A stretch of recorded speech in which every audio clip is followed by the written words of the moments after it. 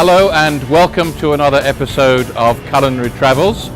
I'm Chef Robert Harland and I will be your host for the day.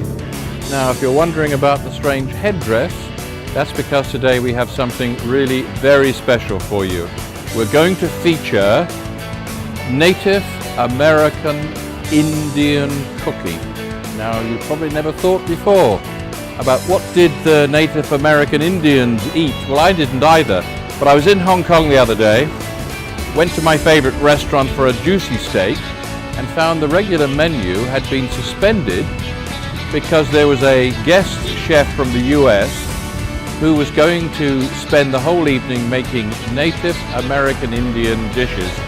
I was a bit disappointed because I was looking forward to a juicy steak, but I thought, well, why not? And you know what?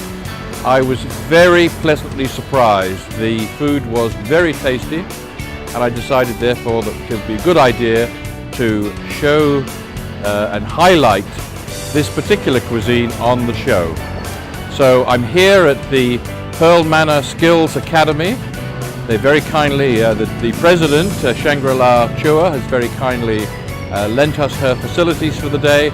So let's go on in and let's have a look at this strange new cuisine, for me anyway, of American Indian cooking. So let's go in.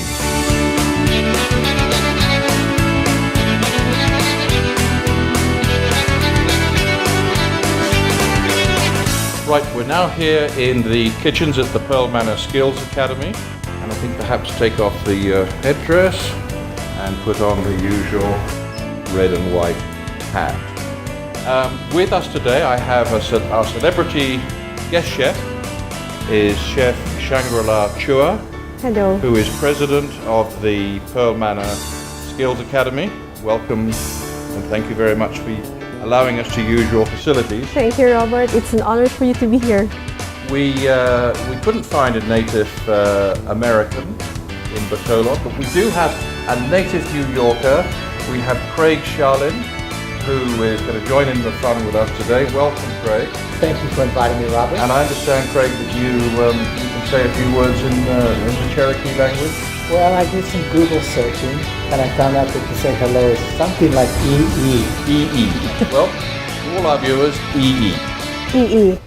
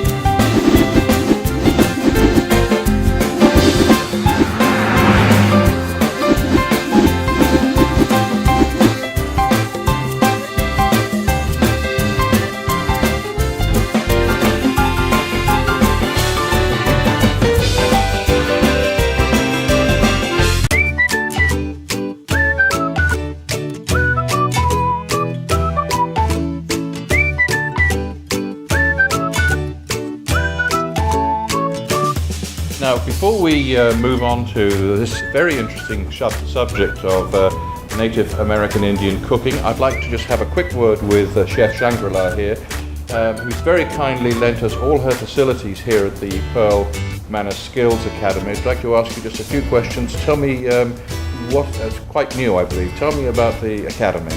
Okay. Pearl Manor Skills Academy is almost two-year-old TESDA registered training school for cooking and baking. Here we offer two programs, that is Commercial Cooking NC2 and the Bread and Pastry Production NC2. Meaning these programs are registered under TESDA, so mostly our students here, when they get to be done with their trainings, they can get the exams, which is the national assessment given by the TESDA.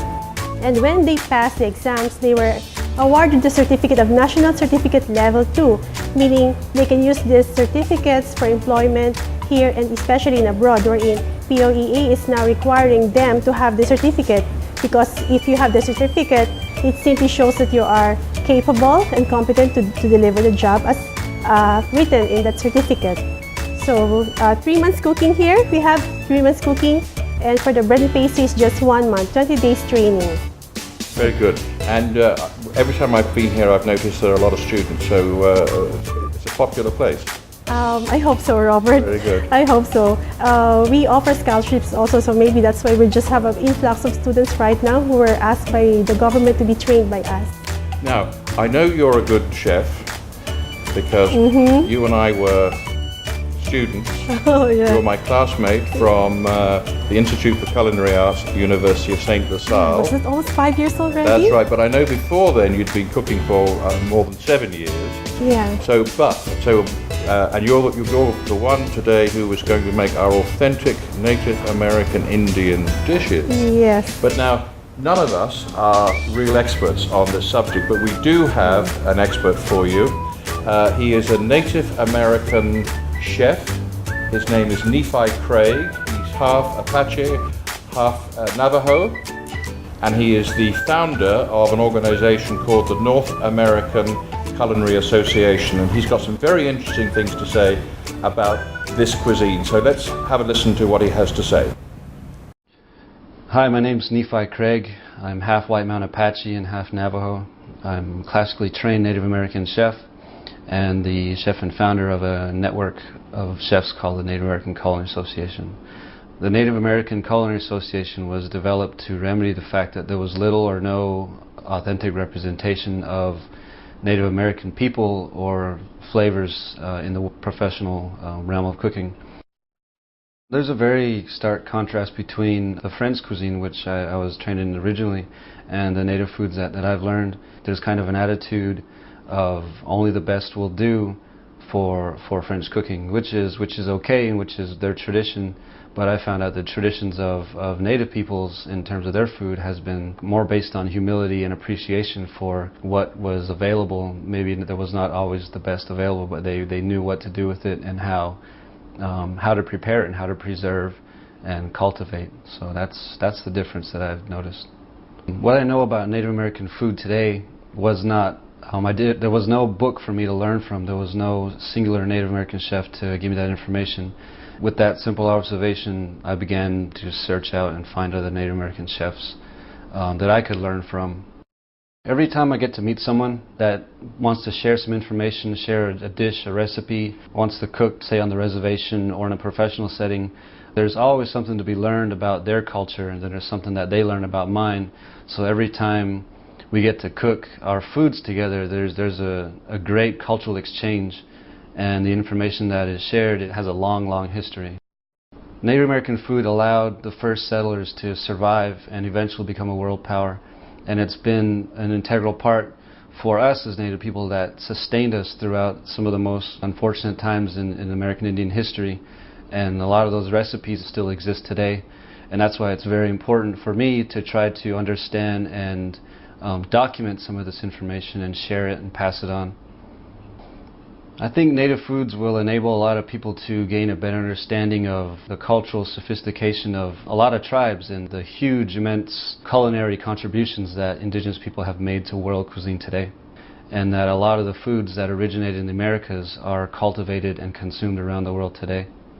It's my hope that if I'm selected for this fellowship, it'll allow me to continue to pursue my work, my passion, and share part of my culture, my personal life, and my interpretation of cuisine with the rest of the world, in the hopes that the general public gain a better understanding of Native peoples and our foods. So that was Chef Nephi Craig. Very interesting insight there into this cuisine. But he's not the only expert in the US on Native American Indian food. We'd like to show you a clip now of another American chef. This is a man called Richard Hessler. He is the chef at the Museum of the American Indian in Washington, D.C., and he's made a study of Native American Indian food. So let's hear what he's got to say. It's very interesting in relation to the traditional American Thanksgiving. So let's have a listen. This is our maple brine turkey. Executive Chef Richard Hetzler is an expert on Native American foods. And we use just the breast part of the turkey. He's on a team that put together the cafeteria menu at the Museum of the American Indian in Washington, D.C. The team spent several months researching Native American foods going back centuries. It's like a medium mild of spicy salsa. Their menu features foods from 5 different regions across the U.S. Ma'am? Thank you. Thank you and enjoy. We stopped by to talk with him about the role Native American foods played in early Thanksgiving celebrations. I think the biggest thing is it was truly to give thanks. It was, an end of the year, kind of food harvest that people used that they weren't going to be able to eat that well for the rest of the year because you were going into the winter months. Today on Thanksgiving, family and friends gather for a traditional turkey dinner. But the holiday has its origins in the early 17th century when European settlers shared a meal of thanks with Native Americans after a successful harvest. We've got just a light Karo syrup. Although Thanksgiving is not a Native American holiday, Chef Hetzler points out that Native Americans taught the European settlers how to trap, gather, and preserve the food that allowed them to survive in North America. Many historians believe the settlers would not have survived those early years without the help of Native Americans. I think my take on Thanksgiving is, it was Native Americans that kind of brought a bounty, a feast together for everybody to have. And then they would use the items that they would have had available to them. Hetzler says a wide array of Native American foods would have been present at the first Thanksgiving. This is our Three Sister salad. It has everything in it that they would have had. The beans, the corn, the squash, and I would imagine that would have been on the table. The turkey definitely would have been on the table. The cornbread would have definitely been there. At the Museum of the American Indian, Chef Hetzler has tried to take the bland ingredients in Native American foods and adapt them to the modern palate. The original cornbread recipes that we could find were very dense. They were there's really no leavening in them. They were very hard. And essentially, it made sense for what Native Americans did. They needed to be able to take food and pack it with them. Golden candy striped beets. We got baby carrots. Hetzler says one of the most important things settlers learned from Native Americans was how to preserve vegetables and meats so they would last through the winter. A lot of those vegetables could have been dried out, so they would have cut them and laid them out in the sun, and then they would have reconstituted them in soups and things of that nature. So they were very good at preserving. They also did a lot with salt. They were one of the first people to use salt to actually cure, cook, and preserve food. And chicken taco, right? But the friendship between the settlers and the Native Americans did not last long. Eventually, European settlers drove the Native Americans off their land. So that was Chef Richard Hetzler in Washington, D.C. Another very interesting look at Native American Indian cooking. So now, we're all having watched these 2 clips, we're now experts. But Craig, almost, yes. Craig, let me just ask you a quick question. I know you're not an American Indian. You are an American. You're widely read, widely traveled. Tell me, growing up in the U.S. as a kid, were you conscious of the influence of Native American Indian cooking, or their very presence in the country? To a certain extent. I'm afraid to say that most Americans probably are not enough aware of the role and importance of Native American cooking. But we should not forget that the Thanksgiving meal, which is one of the most important traditions in American culture, was a meal that was really started when the English settlers were literally starving to death, and the Native Americans came to the rescue, provided them with an extraordinarily sumptuous meal that literally saved their lives, and maybe we could say was the start of the American Empire, or the American United States as we know it. And they were going to look into and discover what that cooking is all about. Right, so there we are, and now we come on to the meat of the day, and that is the cooking. So let's go over now to our guest chef, Shangri-La Chua, who is going to show us how to cook Cherokee pepper pot soup, which I'm told is a very authentic dish. Okay, Shang, we have the ingredients, so tell us what you've got here. Okay, for our cooking for today is Cherokee pepper pot soup. So we'll have the meat, and then these are the vegetables that we're going to use. Okay, first I'll have to season the meat first. Normally I just add pepper just to waken up the flavor, and we'll just season it later. I would usually think that adding the salt with the beef toughens the beef, so we'll not do that now. So we have the beef here. So Just the beef is going into the pot. Okay. And what kind of beef is that? There's this, it's called short rib. It's normally with meat and some ligaments and bones, because the bones has a lot of flavor inside, so it's good for our soup stock here. So I'm now adding, Robert, I'm now adding our fluid, just water, because we'll be boiling this for about an hour or two to make this meat tender. And then when it's tender and quite boiling, we'll then add our vegetables. Okay, so I'll just cover this so that we could have an easier boiling time. Okay. So we have here our soup now is quite simmering and the beef are quite tender. So that's been cooking for Almost 2 hours now. almost 2 hours, so we should have a nice tender Slow cook meat. Very good. Okay, With so very rich flavor. What comes next? Okay, so we will add the most tough vegetables. So we have the carrots. You say you put the tough ones in first. Yes. They require more time cooking, so we'll have to leave that for, say, 5 minutes. Okay. Then add the rest. I'll cover it. Right, Chang, that's the carrots boiling away nicely. What are you going to put in now? Next is the potatoes. I put it on water so it won't decolorize, oxidize. So I'll just put everything and of course strain. It's not so hard to get done. We'll add the corn. Corn. The corn. Yes, a very, very important part of Native American Indian cooking. You can use frozen or the canned. Right now I'm using the canned, and there's water. Right. Normally we'll just use the corn, but since the water with this, the corn tastes good and sweet, so we might as well use it. Sure. Adds more flavor to our broth. Indeed. Flavor's what it's all about. Yes. Then we have okra. I didn't know that Native Americans have okra. I thought it was just indigenous to us here. They have okra. Wow.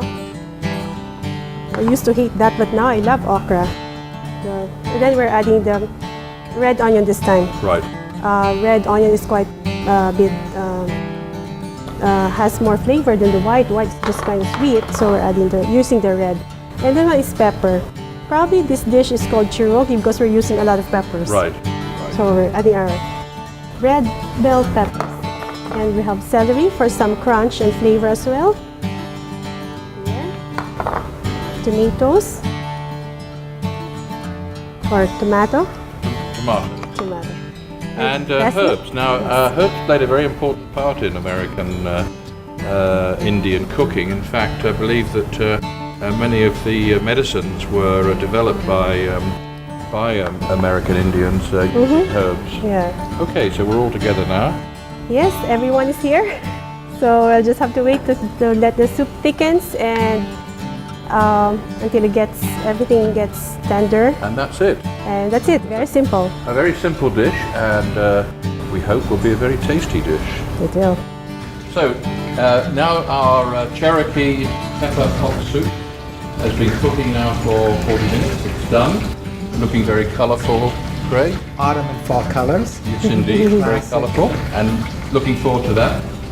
We're going to move on shortly to our next dish, which is Native American Indian fry bread. But before we do that, let's take a break. Culinary Travels will be right back.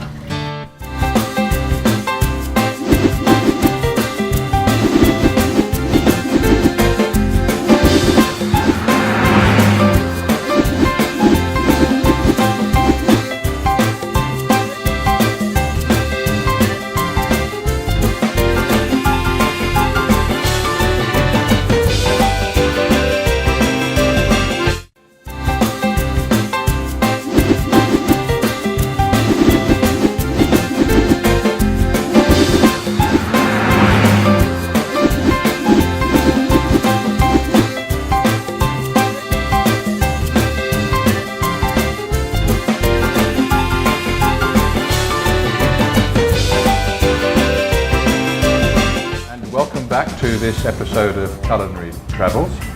We're now going to move on to our next Native American Indian dish, which is a very well-known bread called fry bread. Not fried bread, but fry bread. Before Shang explains the ingredients and how she's going to do it, Craig, you said to me earlier that you were very familiar with fry bread. Tell us something about it. Well, as odd and strange as this may seem, Shang and Robert, I spent my summers in Northern California when I was a young man on a ranch, and the people who owned the ranch were descendants of the pioneers who actually came out to that part of the country, and their cooking was very influenced by Native American cooking. And for a Saturday celebration, for Saturday dinner, they always cooked fried bread, and it was a special treat that everyone looked forward to. And you eat it usually with powdered sugar, like Shang does, or we often added syrup. And it was just like all the kids just couldn't wait to get their fried bread. Terrific. You're making my mouth water already. Yeah, and I haven't had it really for a couple of decades. Okay. I'm so really looking forward to this, Great. I have to say. Great. What a treat for me. A trip down memory lane. Trip down memory So, lane, yes. Shangri-La, tell us what goes into fry bread and Okay. how you're going to demo it, please. It's very simple. We only have like 4 ingredients here. Our bread flour and some baking powder for it to make it puff, and salt for added flavor, and just water.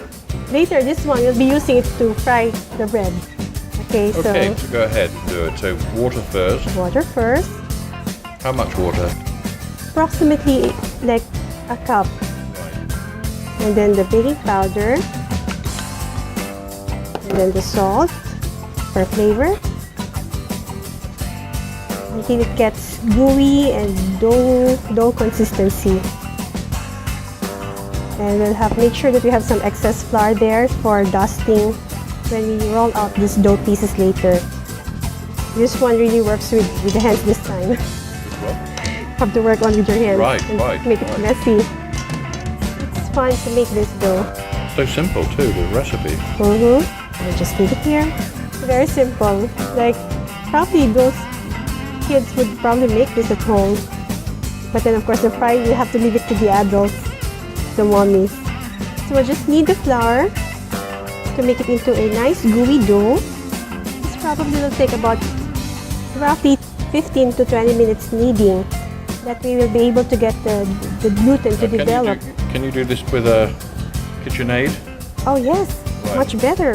But of course with this little dough here, so nothing beats the rustic, old-fashioned way. Yeah, I haven't got the energy for 15 minutes of kneading. For kneading. I would use my trusty KitchenAid. Yeah, or a pastry blender if you have. That works well too. So see here we have now the gluten forming. We'll probably do this the old-fashioned way so that they see how Native Americans would do this. That's exactly how the Native American Indians did it. They didn't have KitchenAids in those days. Exactly. Right. We didn't have them in England either then. Or did the settlers in America. By the way, Craig, as an Englishman, I always thought Thanksgiving. I didn't realize until later that it was Thanksgiving for the harvest. I always thought it was when the Americans were thankful the British were no longer there. Thanksgiving for the harvest and that they were alive. Right. Survived the first year. Right. Not because they'd gotten rid of the Brits. No, that was pretty early in the stage of American colonial history. They were just thankful to be there. Right. Because it said that the Mayflower left from Plymouth. It did leave from Plymouth, but it only stopped off in Plymouth to pick up some passengers.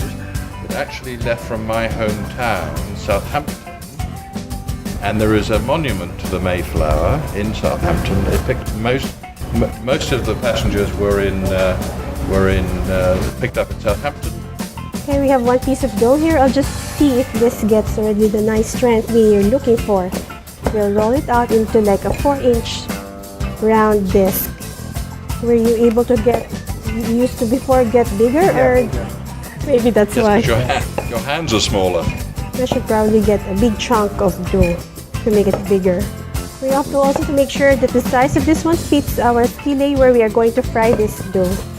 Well, yes, it's interesting because lard has been given a different bit of health these days. It's actually coming back. The use of lard. I make my own lard by rendering pig fat here in Bacolod, and it is certainly I like to cook with lard. They say it kills you, but my mother's 92. 93 in February, and she was brought up on lard and still, not all the time, but So why do you think Robert got such a bad reputation? I don't know, probably manufacturers of Cooking oil. cooking oil. Cooking oil, Yes. Because I think it really adds flavor. It does, yes. I wrote an article about it which I called Praise the Lard. But is it some big chains of restaurants use lard for their fries? Sorry? Big chains of restaurants, they said they're using it with to fry their fries. There's a famous fish and chip chain called Harry Ramsden's in England. And my brother-in-law, who used to be in the business of installing sound systems, was down in the basement and he found this room there called the lard room. So he knew why the Harry Ramsden's fish and chips were so tasty. They were cooked in lard. Cooked in lard, yeah. I should probably heat our oil now. Yes, now, Shang, you're going to fry the fried bread. Yes. You're just testing the... I'm just testing now if the oil is ready to receive our fried dough. Are we ready? And it's somehow bubbling along the side, so it's Ready. The oil is ready. Off you go. So we have one piece of dough here, and we'll just put it here. And it's gonna pop up nicely there. Takes just a few minutes. We just do it one at a time so that. Okay. Does that look like Yeah. You want the color more A little browner. brown? Okay, Yeah, we'll do browner. that. Okay.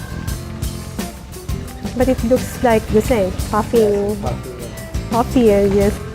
Crunchy, will be crunchy. Oh. Bit of golden brown. Okay. And add another one. so simple? So just put some powdered sugar and drizzle some honey. It's very good dessert. Something new for you, Robert. Yeah, something new. Also, Robert, I think this is also good with ground meat for the ones we use for chili con carne. Like, sort of eaten like a taco. Cut it open and fill it with butter and French fries. Maybe ground meat is good. Yes, yes. Eaten like a taco or a burrito. You could hear it whistling. Puffed bread. Amazing. That one really puffed up, didn't But it? it did, yes. Yes, a little hole in the top with the steam coming through. Steam. So you can do this at home. You know, very quite easy. Something different for During the snacks. Now, I think it's really rare that people have fried bread with the Thanksgiving meal, but it really would be a nice addition in American cuisine. yes. Shang, are you going to cook a Thanksgiving dinner for us? Why not? Just come on over and I would love to do it. Yeah, actually, Just bring the turkey. just read it. Native turkey. There is a polo club in Negros Right. That's on the way to Granada, you know, and Club Granada. the owners have a resort, San Francisco resort opposite, or ranch, Wild turkey. where they have a whole selection of different breeds of turkeys. Yes, I've been there. You had them a little browner than that, didn't you? Yeah, I remember it being browner. Yeah, probably because you're using either lard or maybe margarine or probably butter, melted butter or lard. Okay. So you can have a fast coloring there, but with the corn oil, yeah, it's a little slower. And we don't want to saturate it too much in oil, otherwise it's gonna absorb. It stays here longer. But maybe the one that we use with yeast that makes it really puffy and gooey would probably be a different texture. We'll find out. When we Because this is just it's only puffing here due to the baking powder that we use. So, yeah, but that's the one the internet says. It's interesting to look at. Yes, it's fascinating. Fascinating. You could cook all day. Certainly Okay. something different. Yeah, imagine we'll just drizzle it with powdered sugar and drizzle with honey, and then there you have instant dessert.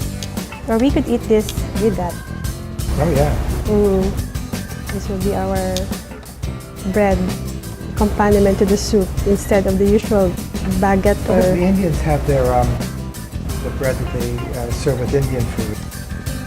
Or naan and naan. chapati, yes. Yeah, yes, chapati. But you could serve this with. Actually, it's gonna look the same, although this one is fried and then that one is baked. The Oh, is it? chapati, yeah. Is this the first time Native American fried bread has ever been cooked in Bacolod? I think it is the first time, and I think it's the first time that, probably the first time in many countries that a program about Native American food has been Presented. Yeah. Yes. Well, I mean, it's just Great one of those choice, things that Robert. just came to my attention when I was in Hong Kong, and it's a fascinating history. And you know, obviously, so much is owed to American Indians in many respects, both culinary and also Right. the And establishment. when we consider the fact that important food sources like potatoes, corn, tomato, and so many others came from the New World, Yeah. the Europeans had none of this. Right. Right. Right. Yeah, we're almost done. It was a much more vibrant and sophisticated culture than much of the world thinks of it as. Well, of course, a lot of Westerners got all their impressions of the Native Americans through Western Hollywood. Hollywood. That's right. Painted them as the bad guys, but But they didn't know that they ate so well. right, right. Of course, when you go to Central and South America, then you have great civilizations at that period. Oh yes, as well, that's right. That's That right. were far superior centuries than the Europeans. That's right. Okay, we're done. Eat now. Okay, course. so our fried The bread most has awaited. been done. We are ready to sample the fried bread with Cherokee pepper pot soup. So come and join us in a few minutes. We'll sit down at the dining room table, sample Chang's hard work here. In the meantime, let's have a break. This is Culinary Travels signing off for a few minutes.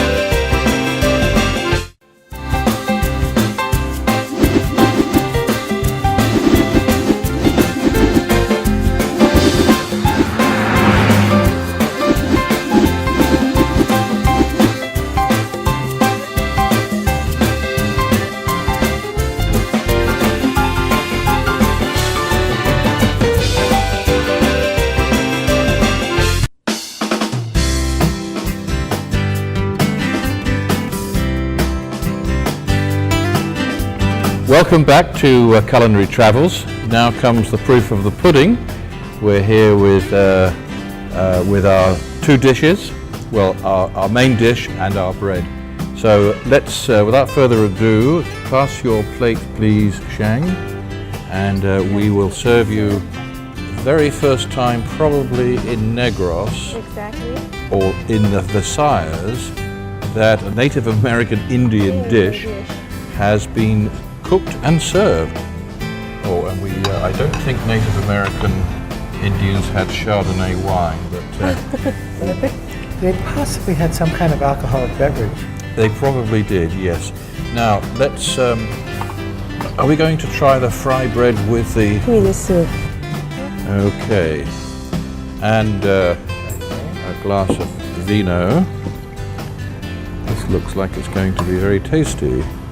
Shang? A buttery Chardonnay to a very hearty soup. Yes, And let's have a toast to this Yes. fine meal cooked by Shang indeed. and hosted by Robert and the great Native American. Your good health, and we'll have a sip before sampling the dish. Very good. Right, everyone, tuck in. Tuck in. Ah, Oh, this is excellent. Shang, very good Native American cooking. Thank you, Craig. It's an honor. Thank you, Robert, for coming with us here today. So again, I can't overemphasize the beauty of it. The fall, autumn colors. Thanksgiving is traditional that time of year. Yeah. And it's a good bread. So Those Indians certainly ate very well. Yeah, this bread is very easy to do and quite very good for soup. And we have dessert. With the same bread. So 2 ways to eat the fried bread. One as is with nothing to accompany your soup or a meal, and one with honey and powdered sugar.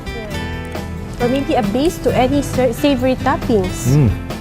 Say a little bit of tomato sauce and meat sauce, and it's like instant pizza. yeah, really, isn't it? Or you could cook it serve with marmalade. Yeah, good bread. Do a lot of things with it. Absolutely. And so simple. So have that with dips, like hummus or something like that. Or cheese dip. Cheese dip. Very or good. the canned tomato Well, it's so simple. I'm sure that many people who are watching now will be able to replicate this will one. want to make this because it's also something different. So if you're having a dinner party at home, you might like to consider giving your guests some authentic Homemade bread. Native American Indian dishes. It's a homemade bread without the oven, so very versatile too. Yeah. I think the silence speaks for how good the food is. Yes, quite. And the meat's very tender. It's slow cooked, so it's very flavorful. Well, you have to cook local meat for a long time. If you don't cook it for a long time, it's like a doormat and it sticks to your teeth. You need dental floss immediately you finish, but 1.5 to 2 hours, preferably 2 hours for meat like this, and then this is very, very tender. Yeah. I've noticed that in hotel buffets and things, I always avoid the beef because it's usually so tough. It's because they haven't cooked it long enough. So that's This one definitely is slow cooking too, so right. the flavors gets to develop with ample time of simmering, so it's really good. I imagine probably they would cook with any vegetables that they could find along the way during those times, the Native Americans. Probably, yes. Well, you can imagine the Pilgrims from Plymouth and Southampton. You must have thought this was sent from God. Yeah. Really scared, really far from home, desperate situation, virtually starving. And then their new neighbors show up with this meal. And then after they've got what they want from the Native Americans, then took their land. So Shane, basically you can make a simple soup. Beef stock, chicken stock, throw in some vegetables. Vegetables, and this is it. And that's all you need. Yeah. And what keeps it from getting fatty? Well, in the stock, in the beef stock or the chicken fat, you want to remove some of the fat? Yes, of course. You have to trim off those excess fats. You do on this? Well, this one is short rib, so there's not much fat into it, layered into it. Maybe the one that we got is the bones. There's bones there, so the more flavor it comes out during the long boiling process. So this is what gives it very robust flavor. I think I'm ready for some desserts. Okay. Let's just sample the desserts. Delicious. Thank you very much, Shang. I really appreciate your lending us your facilities. Thank you, Robert. And for all your hard work. That's excellent. And it's a privilege, Robert. Thank you. And as I said earlier to our viewers, if you would like to offer your guests something a little different, then do try a Native American Indian dish. We have here, of course, our Cherokee pepper pot soup and the very versatile fry bread. The fry bread is so easy to make, I had no idea. And it's the first time that I've had it, probably the first time it's ever been cooked here, and certainly will not be the last time. So thank you very much for joining us today. Look forward to seeing you in our next episode. This is Chef Robert Harland saying thank you, goodbye, and see you next time. Thank you.